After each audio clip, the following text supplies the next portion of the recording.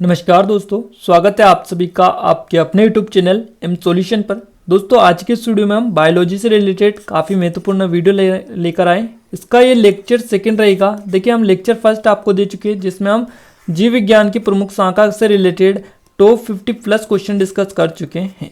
और अगर आपने वो वीडियो नहीं देखा तो आपको नीचे डिस्क्रिप्शन में लिंक मिलेगी, उसको आप जाकर जरूर से देख लीजिएगा।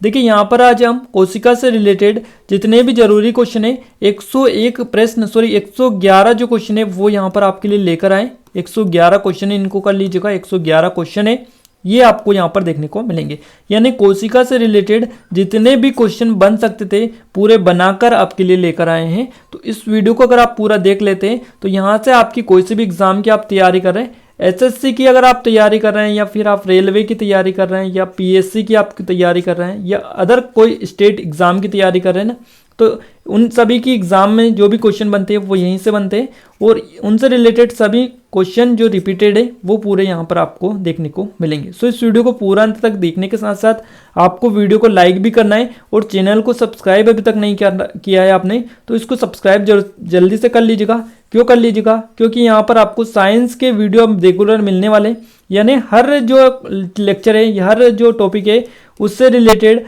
हम टॉप क्वेश्चन आपको करवाएंगे। 150 क्वेश्चन से कम आपको किसी भी टॉपिक के नहीं करवाने वाले हैं, इसलिए सब्सक्राइब कर लीजिएगा क्योंकि अच्छी प्रैक्टिस हो जाएगी। सभी क्वेश्चन की आपकी टेस्ट भी यहाँ पर दे सकते हैं अगर आप देना चाहें तो।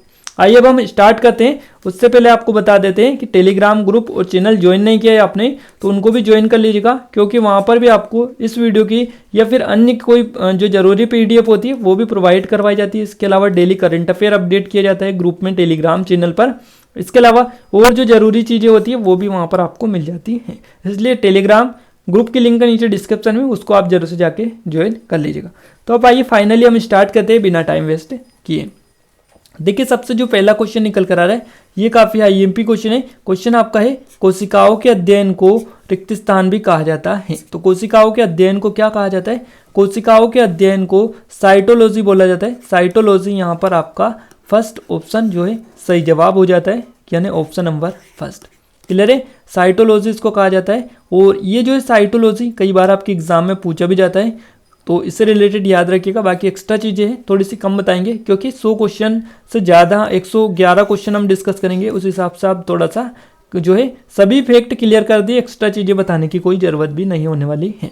नेक्स्ट क्वेश्चन आपका निकल कर आ रहा है ब्रिटिश वैज्ञानिक जो है इनका नाम आपको बताना है। इन्होंने 1665 ईस्वी में कोशिका की खोज की थी। तो देखिए कोशिका की जो खोज की थी ये किसने की थी, ऐसे भी आपसे क्वेश्चन बन सकता है। तो ये जो की थी ये की थी रॉबर्ट हुक ने 1665 में की थी इन्होंने। तो ये आप ध्यान रखिएगा, रॉबर्ट हुक यहाँ पर आपका फर्स्ट ऑप्शन नंबर ए यहाँ पर करेक्ट आंसर हो जाता है। नेक्स्ट क्वेश्चन आपका निकल कर आ रहा है कोशिका सिद्धांत का प्रस्ताव देने वाले वैज्ञानिक का नाम आपको बताना है, इनका नाम क्या है? तो देखिए कोशिका विज्ञान जो सिद्धांत दिया था ये जो दिया था ये एम.जे. शिल्डन और थियोडर स्वान ने दिया था। तो स्वान और शिल्डन दोनों इनका नाम है। तो देखिए यहाँ पर ये जो पीछे का नाम है ना यही आपको अधिकांश क्वेश्चन में देखने को मिलेगा, आगे का ये इतना सा देखने को नहीं मिलने वाला है। तो इन पीछे का भी नाम आप याद रखिएगा, आधा अधूरा भी दे रखा हो आपसे तो आप थोड़ा सा समझ जाइएगा। क्लियर है? तो शिल्डन और स्वान दोनों ने ये जो है कोशिका सिद्धांत दिया था।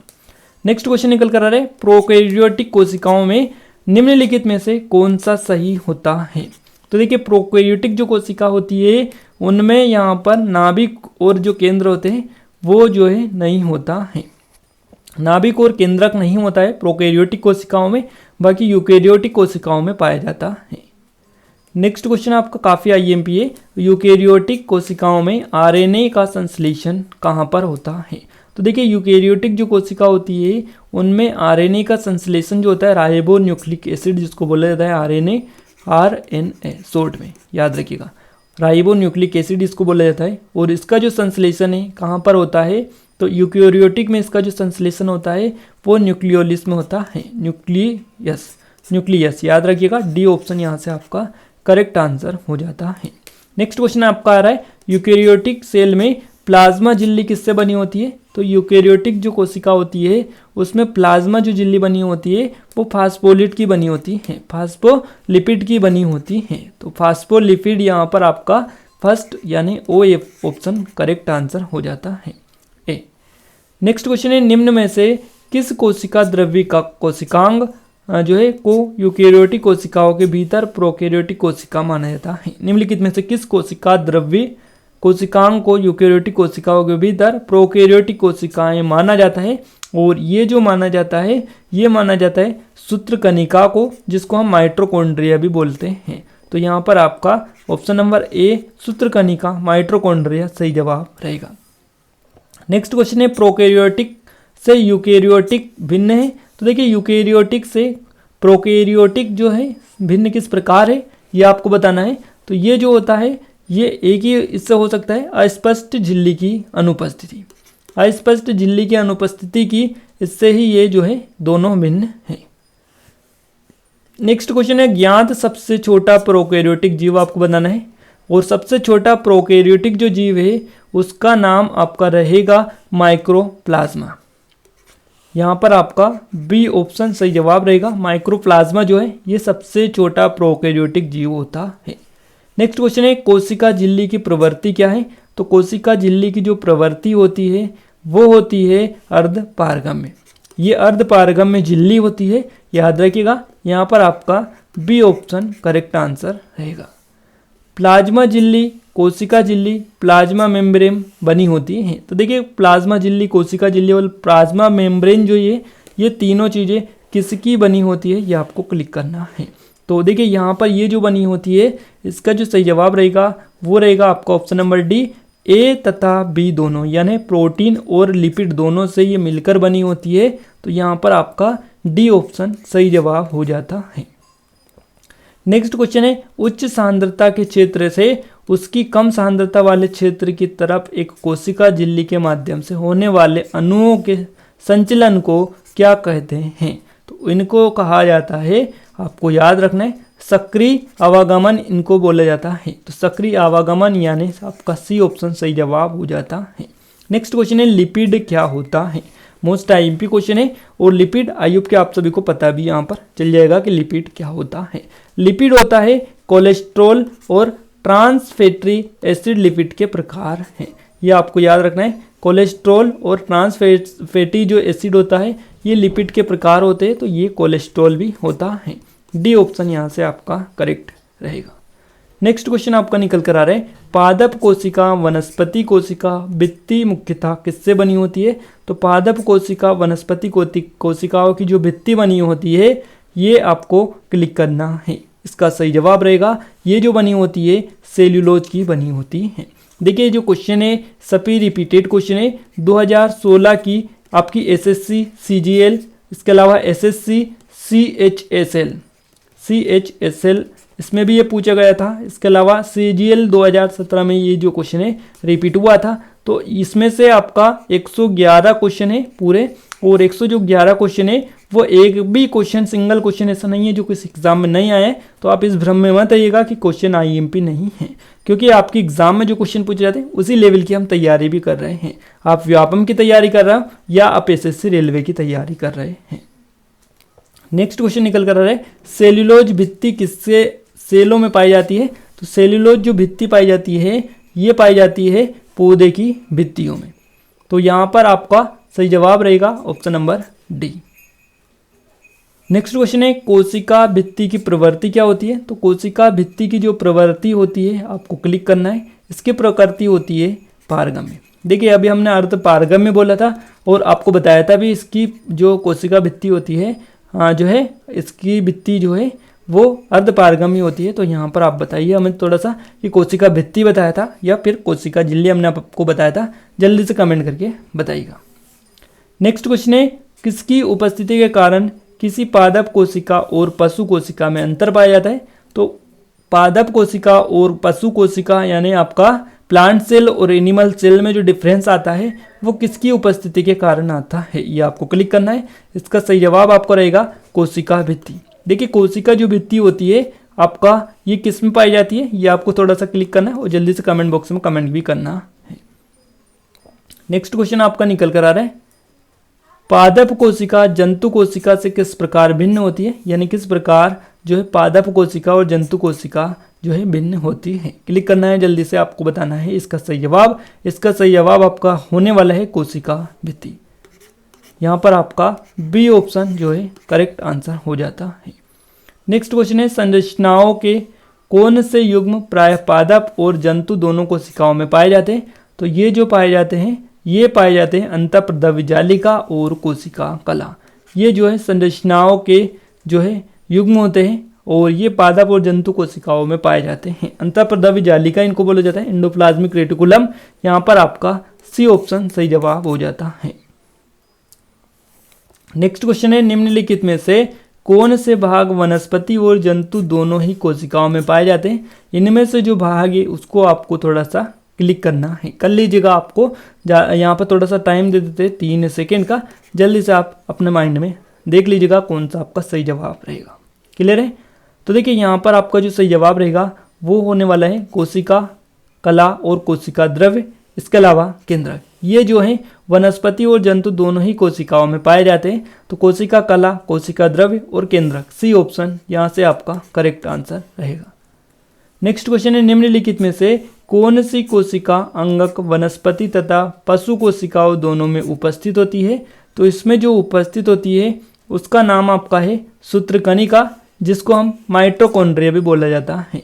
तो माइटोकॉन्ड्रिया इसको हम बोलते हैं, जिसको सूत्रकणिका के नाम से भी जानते हैं। तो यहाँ पर आपका डी ऑप्शन करेक्ट आंसर रहेगा। निम्नलिखित में से कौन सी कोशिकांग केवल पादप कोशिका में स्थित है? तो पादप कोशिका में इनमें से क्या पाया जाता है? जल्दी से क्लिक करिएगा, आपका यहाँ पर बताना है। तो यहाँ पर आपका प्लास्टिड जो होता है, प्लास्टिड, ये पादप कोशिकाओं में पाया जाता है। तो बी ऑप्शन यहाँ से आपका सही जवाब रहेगा। बाकी लाइसोसोम, कोशिका झिल्ली, माइटोकॉन्ड्रिया, ये जो सभी है ये जो है आपका जो है जंतु कोशिकाओं में पाए जाते हैं। निम्नलिखित में से कौन सी कोशिकांग केवल पादप कोशिका वनस्पति कोशिका में स्थित है? तो देखिए दोनों कोशिकाओं में पाई जाती है, इनका नाम आपको बताना है। तो देखिए इनमें से जो आपकी कोशिका भित्ति होती है ये जंतु कोशिका और पादप कोशिका दोनों में पाई जाती है। तो यहाँ पर आपका बी ऑप्शन बिल्कुल सही जवाब रहेगा। निम्नलिखित में से किसमें कोशिका भित्ति नहीं होती है? तो कोशिका भित्ति किसमें नहीं होती है ये आपको क्लिक करना है। इसका सही जवाब आपका रहेगा माइकोप्लाज्मा। क्या रहेगा? माइकोप्लाज्मा जो होती है इसमें कोशिका भित्ति नहीं पाई जाती है। चलिए नेक्स्ट क्वेश्चन की ओर आगे बढ़ते हैं। नेक्स्ट क्वेश्चन आ रहा है हमारा 25 है, निम्नलिखित में से किसे जीवन का भौतिक आधार माना जाता है? और भौतिक आधार जो है जीवन का वो है आपका जीव द्रव्य।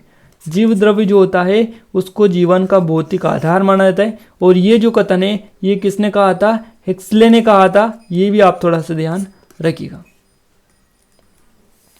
नेक्स्ट क्वेश्चन आपका निकल कर आ रहा है 26। आपका क्वेश्चन है, जीव द्रव्य में सर्वाधिक पाए जाने वाला पदार्थ कौन सा है? तो इस पदार्थ का नाम है जल। जीव द्रव्य में सबसे अधिक मात्रा में जल पाया जाता है और इसका जो परसेंटेज है लगभग 80% के लगभग ये इसमें पाया जाता है, ध्यान रखिएगा। नेक्स्ट क्वेश्चन है, 80% से अधिक सेल में पाया जाने वाला पदार्थ कौन सा है? इसका राइट आंसर तो हमने आपको बता ही दिया है, इसका सही जवाब आपको रहेगा जल। नेक्स्ट क्वेश्चन है, कोशिका का जीवित अंश जीव द्रव्य प्रोटोप्लाज्म कहलाता है, ये किससे बना होता है? तो देखिए कोशिका का जीवित अंश जीव द्रव्य जिसको हम प्रोटोप्लाज्म बोलते हैं। तो देखिए यहाँ पर आपको जीव द्रव्य की जगह अगर प्रोटोप्लाज्म ही दे रखा हो तो आपको थोड़ा सा ध्यान भी रखना है, क्योंकि इसको प्रोटोप्लाज्म भी बोला जाता है। और खासकर एग्जाम में इसी तरह से जो है कंफ्यूज भी किया जाता है हिंदी इंग्लिश करके। क्लियर है? तो ये आप थोड़ा सा ध्यान रखिएगा। और ये जो है किससे बना होता है ये आपको थोड़ा सा क्लिक करना है। तो देखिए इसका जो सही जवाब रहेगा वो आपका रहेगा कोशिका द्रव्य, इसके अलावा केंद्रक द्रव्य और अन्य कोशिकाओं से मिलकर ये बना होता है। तो यहाँ पर आपका डी ऑप्शन जो है सही जवाब हो जाता है। क्लियर है? आइए अब हम नेक्स्ट क्वेश्चन की ओर आगे बढ़ते हैं। नेक्स्ट क्वेश्चन है आपका अंतःप्रद्रव्य जालिका, इसको एंडोप्लाज्मिक रेटिकुलम बोला जाता है। इसकी सतह पर रिक्त स्थान की उपस्थिति के कारण वह खुरदुरी होती है। तो देखिए अंतःप्रद्रव्य जो जालिका है किसकी उपस्थिति के कारण खुरदुरी होती है? तो ये जो होती है ये राइबोसोम की उपस्थिति के कारण खुरदुरी होती है। और देखिए ये इस टाइप के जो क्वेश्चन है आपकी व्यापम के एग्जाम में बहुत ज़्यादा पूछे जाते हैं, तो इस हिसाब से आप याद रखिएगा। बाकी एसएससी और रेलवे के तो ये फेवरेट क्वेश्चन हैं। नेक्स्ट क्वेश्चन आपका निकल कर आ रहा है, अंतःप्रद्रव्य जालिका जिसको एंडोप्लाज्मिक रेटिकुलम बोला जाता है, इसकी सतह पर रिक्त स्थान की अनुपस्थिति के कारण वह चिकनी होती है। तो देखिए ये अगर यहाँ पर आपका जो है राइबोसोम पाया जाता है तो ये खुरदरी होती है, ये खुरदरी होती है, समझ लीजिएगा इस चीज़ को। अगर यहाँ पर जो अंतःप्रद्रव्य जालिका की सतह पर आपका जो है राइबोसोम अगर पाया जाता है तो ये क्या होती है, ये खुरदरी होती है। और अगर राइबोसोम की अनुपस्थिति होती है या फिर राइबोसोम नहीं पाया जाता है तो ये क्या होती है, ये चिकनी होती है। तो यहाँ पर आपको थोड़ा सा समझना है, राइबोसोम के ऊपर ही ये क्वेश्चन बना हुआ है पूरा कि अगर राइबोसोम होगा तो ये खुरदरी होगी, नहीं होगा तो ये चिकनी होगी।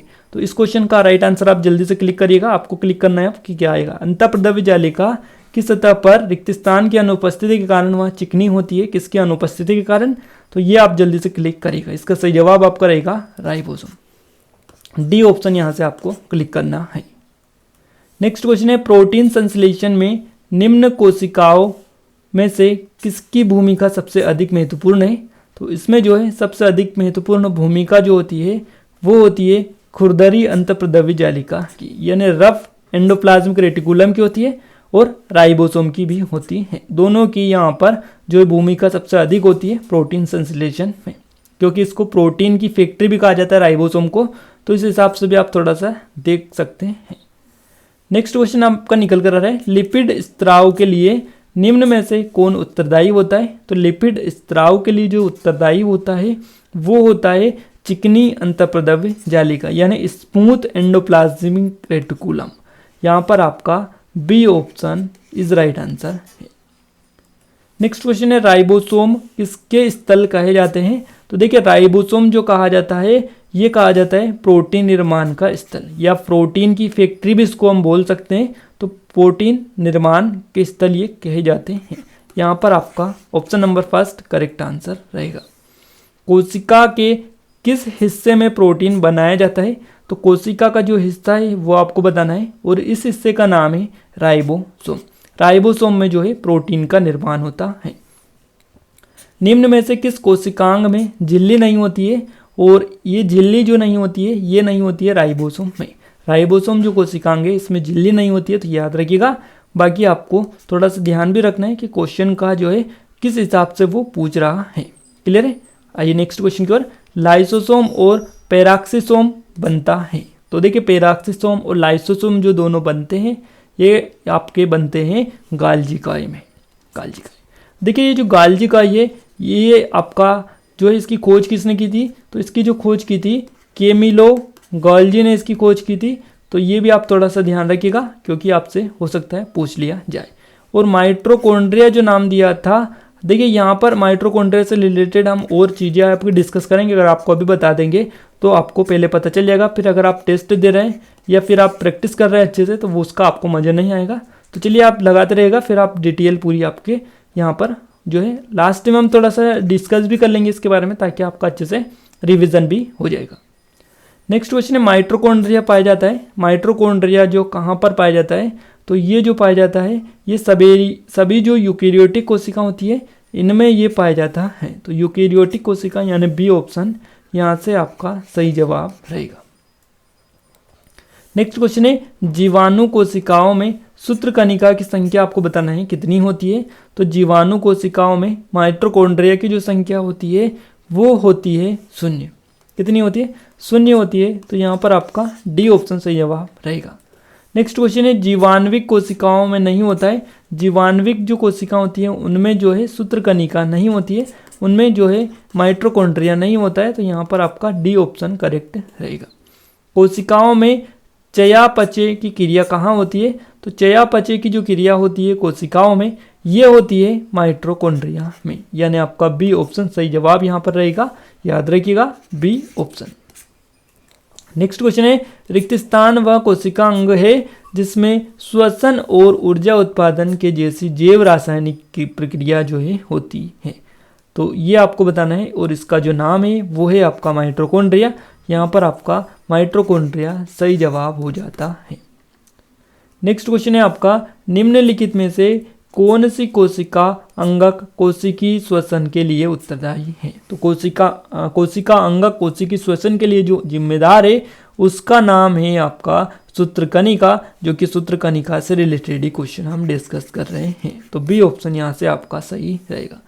निम्नलिखित में से किसको कोशिका का शक्ति गृह, जिसको पावर ऑफ जो कि पावर हाउस ऑफ सेल भी बोला जाता है, यानी कोशिका का शक्ति गृह भी कहा जाता है, और ये जो कहा जाता है ये कहा जाता है सूत्रकनिका को। यहाँ पर आपका 43 का जो है बी ऑप्शन सही जवाब रहेगा। अब देखिए सूत्रकनिकाओं में आप थोड़ा सा कंफ्यूज हो रहे होंगे। हमें पता है इसको माइटोकॉन्ड्रिया भी बोला जाता है। तो माइटोकॉन्ड्रिया नाम आप याद रखिएगा थोड़ा सा, इसमें भी आपको कंफ्यूज नहीं होना है। माइटोकॉन्ड्रिया और सूत्रकनिका दोनों नाम इसके प्रचलित है। ये नाम भी आप याद रख लीजिएगा सूत्रकनिका। आप नेक्स्ट टाइम अगर आपसे क्वेश्चन बड़े एग्जाम में तो आप डायरेक्टली क्लिक कर पाएंगे। निम्नलिखित में से किस कोशिका अंग में जो कि पाड्रुविक अम्ल जिस टूटकर कार्बन डाइऑक्साइड जल और ऊर्जा में परिवर्तित हो जाता है, और ये जो है किस अंग में होता है, ऐसी प्रक्रिया किस अंग में, तो यहाँ पर इस अंग का जो नाम है वो आपका जो सही जवाब रहेगा वो रहेगा सूत्रकनिका। इसमें क्या होता है, पायरुविक जो अम्ल होता है वो टूटकर कार्बन डाइऑक्साइड जल और ऊर्जा में परिवर्तित हो जाता है। ये होता है आपका माइटोकॉन्ड्रिया में।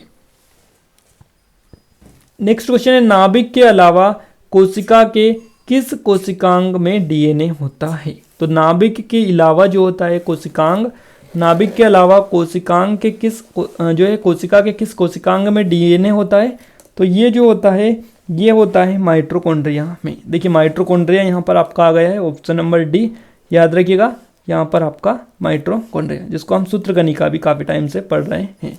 क्लियर है। तो देखिए यहाँ पर आपको ये क्वेश्चन भी याद रखना है, और ये जो क्वेश्चन है ये काफ़ी ज़्यादा आईएमपी क्वेश्चन है, क्योंकि ये आईएएस में भी पूछा जा चुका है। नेक्स्ट क्वेश्चन की ओर आगे बढ़ते हैं। नेक्स्ट क्वेश्चन है आपका काफ़ी लंबा है। देखिए क्वेश्चन है आपका, ससीम केंद्र की कोशिका में निम्नलिखित में से कौन सा कोशिका अंगक जीवाणुविक कोशिकाओं के पार्श्वबंधन या परिग्रहण के द्वारा विकास प्रक्रिया के दौरान प्राप्त होता है, और इसका सही जवाब आपका रहेगा माइटोकॉन्ड्रिया, यानी डी ऑप्शन यहाँ से भी आपका सही जवाब हो जाता है। नेक्स्ट क्वेश्चन आपका निकल कर आ रहा है, कोशिका में निम्न में से कौन सी पाचन थैली, जिसको हम डाइजेस्टिव बैग जो है कहते हैं, तो ये कहलाती है। तो कौन सी पाचन थैली है, इसका नाम आपको क्लिक करना है, और इसका जो सही जवाब रहेगा वो रहेगा लाइसोसोम। तो देखिए यहाँ पर जो है इसको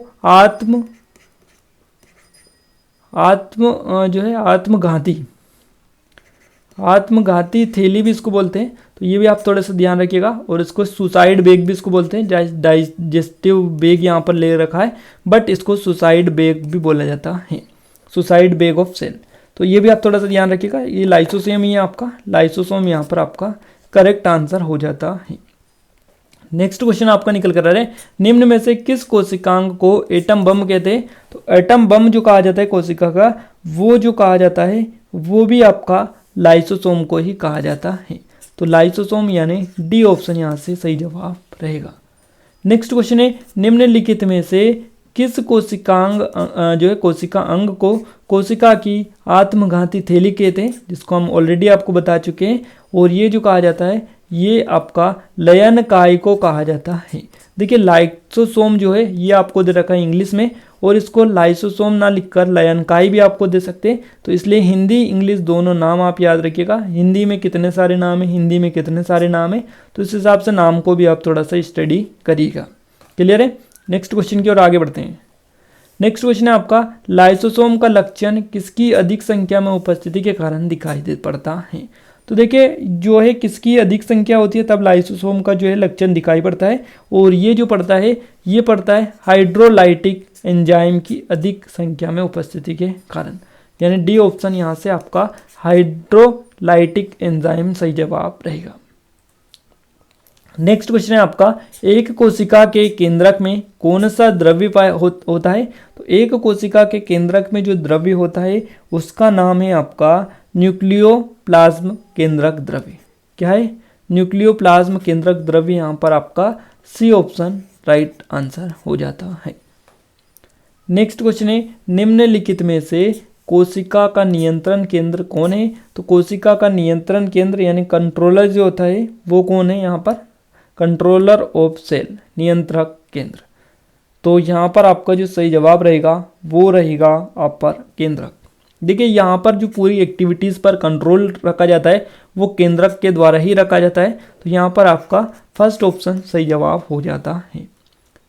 नेक्स्ट क्वेश्चन है, निम्नलिखित में से किसको जो है किसी कोशिका में अचल संपत्ति माना जाता है। तो अचल संपत्ति कोशिका में किसको माना जाता है ये आप क्लिक करेगा और इसका सही जवाब आप करेगा न्यूक्लिक अम्ल। न्यूक्लिक अम्ल यानी डी ऑप्शन यहाँ से आपका राइट आंसर हो जाता है। निम्नलिखित में से न्यूक्लिक अम्ल हेतु एक लक, यहाँ पर एक लक कौन है। तो देखिए यहाँ पर आपका जो सही जवाब रहेगा न्यूक्लिक अम्ल हेतु एक लक कौन है, और ये है आपके न्यूक्लियोटाइड। क्या है, न्यूक्लियोटाइड, यानी आपका सी ऑप्शन करेक्ट रहेगा। नेक्स्ट क्वेश्चन है, एक सामान्य मानव शरीर कोशिका में गुणसूत्रों की संख्या कितनी होती है। तो एक सामान्य मानव के शरीर में कोशिकाओं में जो है गुणसूत्रों की संख्या आपको बतानी है कितनी होती है, और ये जो होती है ये होती है आपकी 46। अगर हम जोड़े में बात करें तो 23 होती है, और अगर हम बात करें गुणसूत्रों की संख्या की टोटल तो यहाँ पर आपका 46 होती है। ध्यान रखिएगा यहाँ पर आपका डी ऑप्शन सही जवाब रहेगा। और ये जो क्वेश्चन है ये तो कई बार आपके एग्जाम में भी पूछा जा चुका है।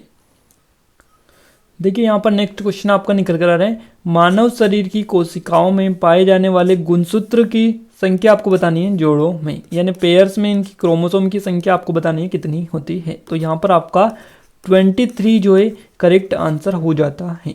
नेक्स्ट क्वेश्चन की ओर आगे बढ़ते हैं, चिंपांजी की कोशिकाओं में पाए जाने वाले गुणसूत्र जोड़ों यानी क्रोमोसोम की पेयर से यहाँ पर आपको कलेक्ट करके बताना है कितने होते हैं चिंपांजी की, यहाँ पर आपको क्लिक करना है। तो देखिए यहाँ पर इनमें जो होते हैं वो आपका सही जवाब रहेगा 24 जोड़ों में।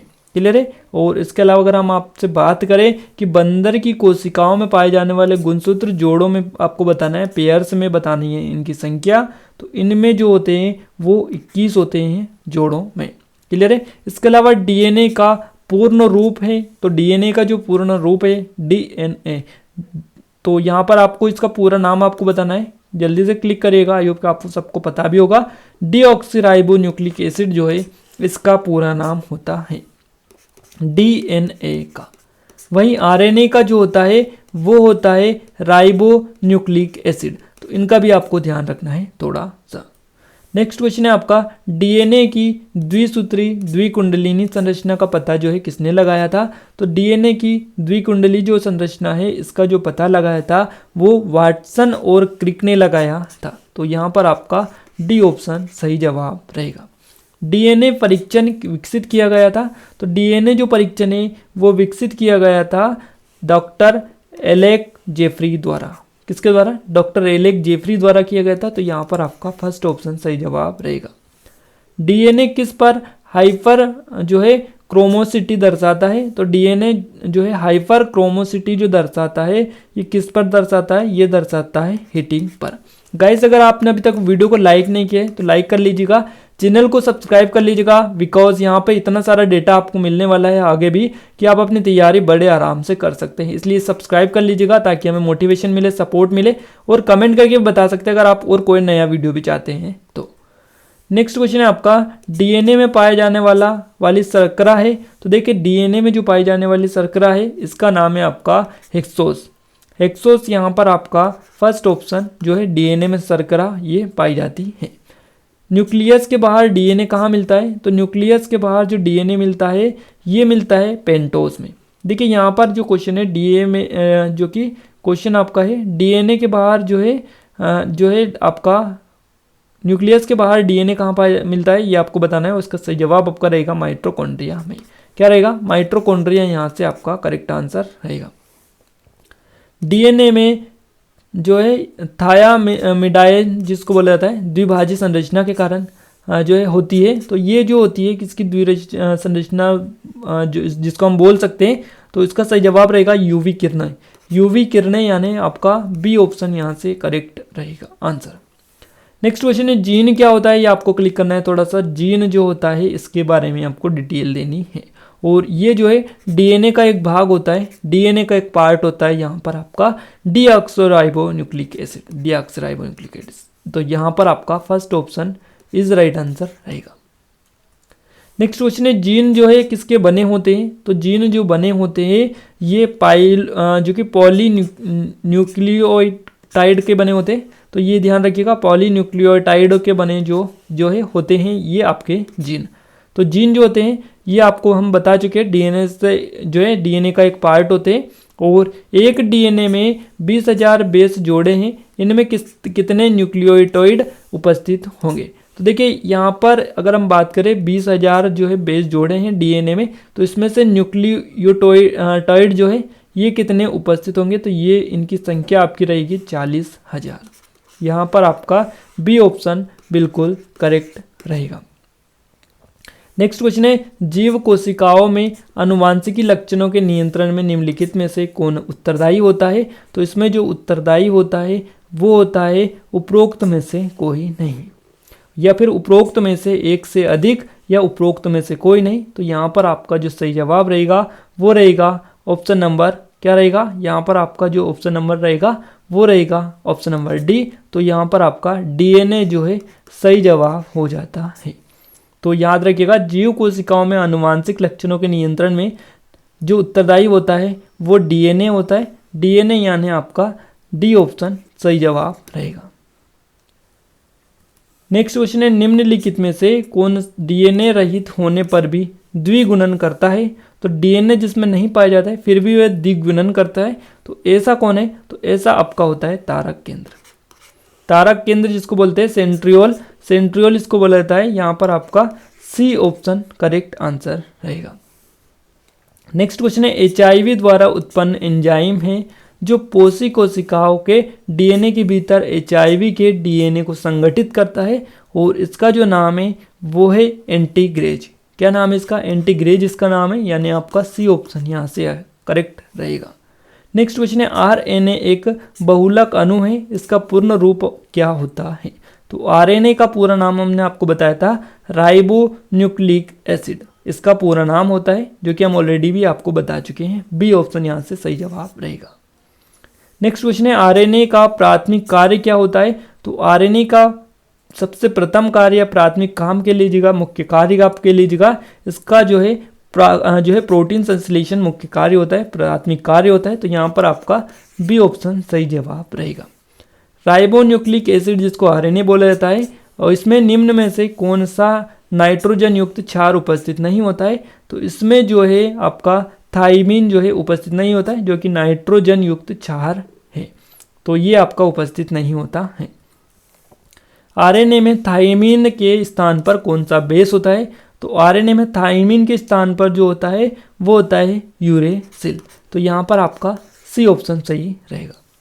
राइबोजाइम्स जो होते हैं ये क्या होते हैं, ये आपको थोड़ा सा बताना है। राइबोजाइम्स जो होते हैं ये होते हैं क्या, आरएनए, आरएनए यानी आपका बी ऑप्शन करेक्ट रहेगा।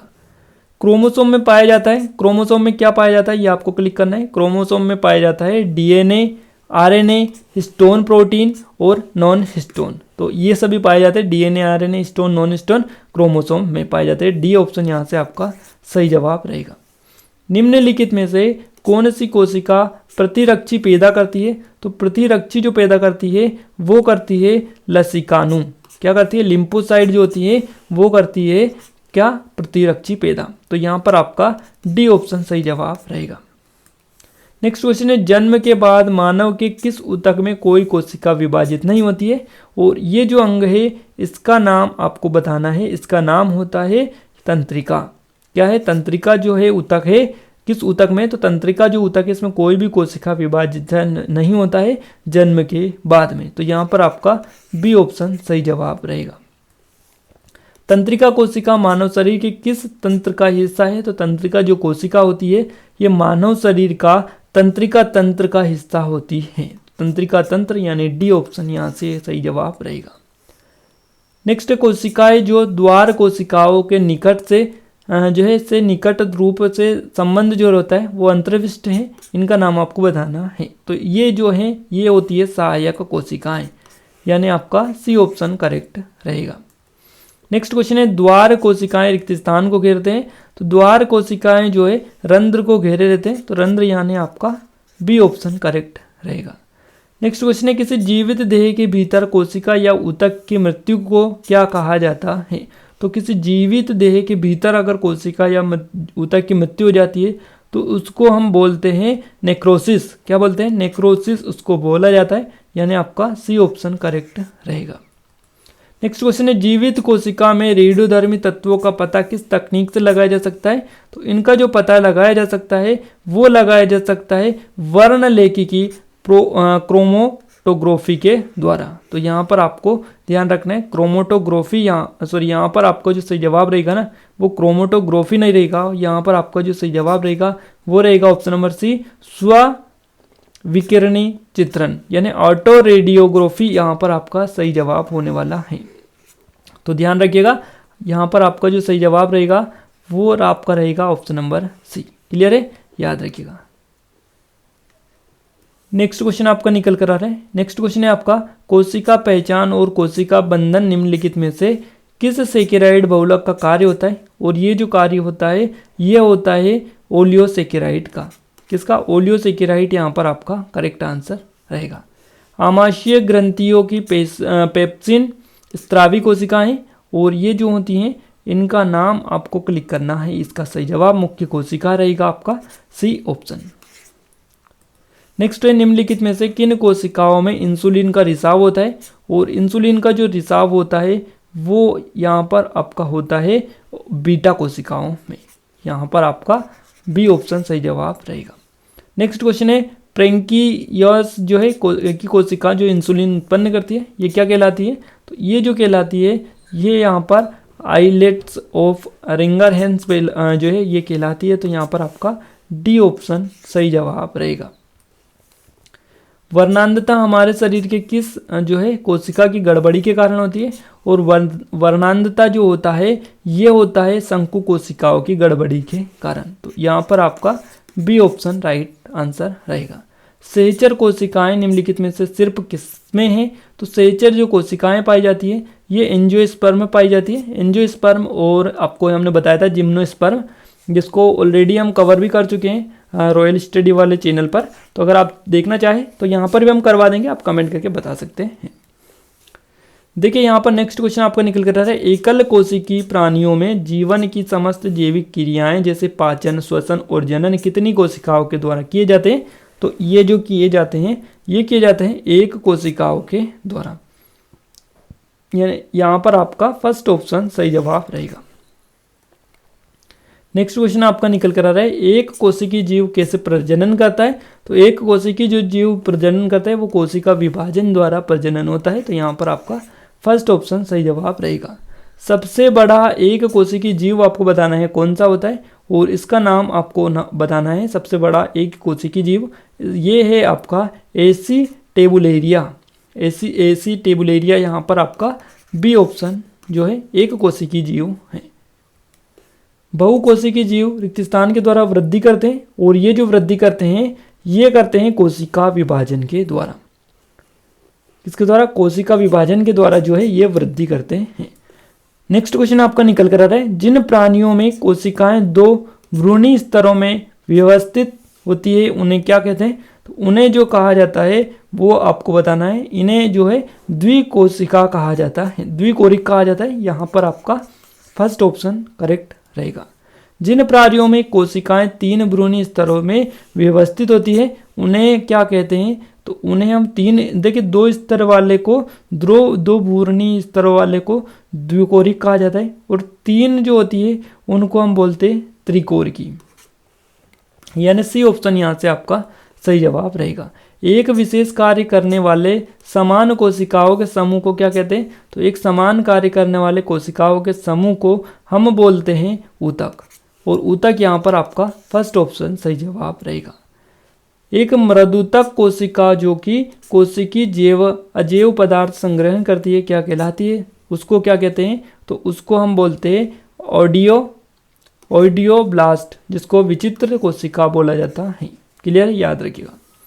किन मूल कोशिका इकाइयों में से मानव के अतिरिक्त भाग तैयार किए जाते हैं? तो किन मूल इकाइयों से किए जाते हैं मानव के अतिरिक्त भाग तैयार? तो यहाँ पर आपका जो सही जवाब रहेगा वो रहेगा स्टेम कोशिकाएं, यानी बी ऑप्शन ध्यान रखिएगा। नेक्स्ट 10 आपका 100 नंबर का जो क्वेश्चन है वो है आपका क्लोन रिक्त स्थान की कालीनी है। क्लोन जो है क्या है, क्लोन जो है आपका एक समान अनुवांशिक संगठन वाली कोशिकाओं की कालीनी है। तो यहाँ पर आप ध्यान रखिएगा, सी ऑप्शन आपका सही जवाब रहेगा। विषाणु यानी वायरस के विषय में क्या सर्वदा सत्य होता है, तो वायरस के जो विषय में सर्वदा सत्य आपका जो ऑप्शन रहेगा यहाँ पर आपका डी ऑप्शन रहेगा। वे जो है केवल परपोषी कोशिकाओं में ही संवर्धन कर सकते हैं। तो डी ऑप्शन ध्यान रखिएगा। नेक्स्ट क्वेश्चन है विषाणु वायरस में क्या होता है, विषाणु जो वायरस होते हैं उनमें होता है आपका nucleic acid protein. Nucleic acid protein यानी बी ऑप्शन याद रखिएगा। नेक्स्ट क्वेश्चन है विषाणु में निम्नलिखित में से कौन सी एक विशेषता नहीं होती है, तो विषाणु में जो है विशेषता नहीं होती है, तो इसका जो सही जवाब रहेगा वो रहेगा कोशिकी जो है भित्ति की मौजूदगी यहाँ पर नहीं होती है विषाणुओं में। नेक्स्ट क्वेश्चन है निम्नलिखित में से कौन सा जीव कोशिका सिद्धांत अनुरूप नहीं है, तो कोशिका सिद्धांत के अनुरूप नहीं है ऐसा जो जीव है उस जीव का नाम है वायरस, यानी आपका बी ऑप्शन यहाँ से सही जवाब हो जाता है। स्तनपायी जीवों की त्वचा में पाई जाने वाली निम्नलिखित में से कौन सी संरचना शरीर को गर्म रखने में प्रत्यक्ष रूप से मदद करती है, और ये जो मदद करती है ये आपको बताना है। इसका जो नाम है वर्णकित कोशिकाएं आपका रहेगा फर्स्ट ऑप्शन। नेक्स्ट क्वेश्चन की ओर आगे बढ़ते हैं। नेक्स्ट क्वेश्चन आपका है निम्नलिखित में से कौन सी मानव शरीर की सबसे बड़ी कोशिका है, और इस कोशिका का नाम तो आयुब के आपको सबको पता होगा। इस कोशिका का नाम है तंत्रिका कोशिका। मानव शरीर की सबसे बड़ी कोशिका है, तो यहाँ पर आपका सी ऑप्शन करेक्ट रहेगा। निम्नलिखित में से कौन सी सबसे बड़ी ज्ञात कोशिका है, और इसको तो हम ऑलरेडी आयुब की क्लियर कर भी चुके हैं। इसका नाम है शुतुरमुर्ग का अंडे। शुतुरमुर्ग का जो अंडा है सबसे बड़ी कोशिका है, तो ध्यान रखिएगा यहाँ पर आपका डी ऑप्शन करेक्ट रहेगा। फ्लोएम के सहचर कोशिका किस में पाई जाती है, तो फ्लोएम में सहचर कोशिका जो किस में पाई जाती है, ये जो पाई जाती है ये आवृत्त बीजी में पाई जाती है, यानी आपका डी ऑप्शन करेक्ट रहेगा। कौन सी कोशिकाएं पौधे के विभिन्न अंगों को जन्म देती है और पौधे को बढ़ाने में मदद भी करती है, और इन जो कोशिकाएं हैं इनका नाम है मेरिस्टेमेटिक कोशिका। ध्यान रखिएगा, सी ऑप्शन यहाँ से आपका करेक्ट रहेगा। रिक्त स्थान रसायनों का एक समूह है जो कोशिका विभाजन और पौधे के गठन को प्रभावित भी करते हैं, तो इसका जो सही जवाब रहेगा वो रहेगा साइटोकाइनेसिस, यानी साइटोकाइनेसिस यहाँ पर आपका फर्स्ट ऑप्शन सही रहेगा। प्रकाश संश्लेषण वनस्पति विज्ञान में स्थित रिक्त स्थान में होता है, तो प्रकाश संश्लेषण जो होता है वनस्पति कोशिका में स्थित किस में होता है, ये होता है आपका यहाँ पर सही जवाब रहेगा क्रोमोप्लास्ट, यानी आपका क्रोमोप्लास्ट में प्रकाश संश्लेषण होता है वनस्पति कोशिका में। तो यहाँ पर आपका बी ऑप्शन सही जवाब रहेगा। देखिए फ्रेंड्स, यहाँ पर हम 111 क्वेश्चन ऑलरेडी कवर कर चुके हैं, और इनसे रिलेटेड देखिए हमने ज़्यादा डिटेल तो आपको नहीं बताई है, इसलिए नहीं बताइए वीडियो ज़्यादा लंबा होता, बाकी सभी चीज़ें कोशिका से रिलेटेड डिस्कस कर लिए। अगर आपने पूरा वीडियो देख लिया अंत तक, तो यहाँ से आपको इस टॉपिक से और कोई चीज़ें आप पढ़ने की ज़रूरत नहीं है, जो कि जितने भी क्वेश्चन थे पूरे इस वीडियो में कवर कर चुके हैं। अगर और कोई भी वीडियो चाहते हैं तो कमेंट करके बता सकते हैं। बाकी वीडियो कैसा लगा कैसा नहीं लगा ये कमेंट करके जरूर से बताइएगा। वीडियो अच्छा लगा तो लाइक कर दीजिए, शेयर कर दीजिए। चैनल पर पहली बार आए हैं तो सब्सक्राइब करने के साथ साथ बेल आइकन को भी दबा दीजिए, जिससे जो भी नया वीडियो आए उसका नोटिफिकेशन भी आपको मिलता रहे। आज के इस वीडियो में बस इतना ही, मिलते हैं एक नए वीडियो में एक नए टॉपिक के साथ। तब तक ले जय हिंद, जय भारत।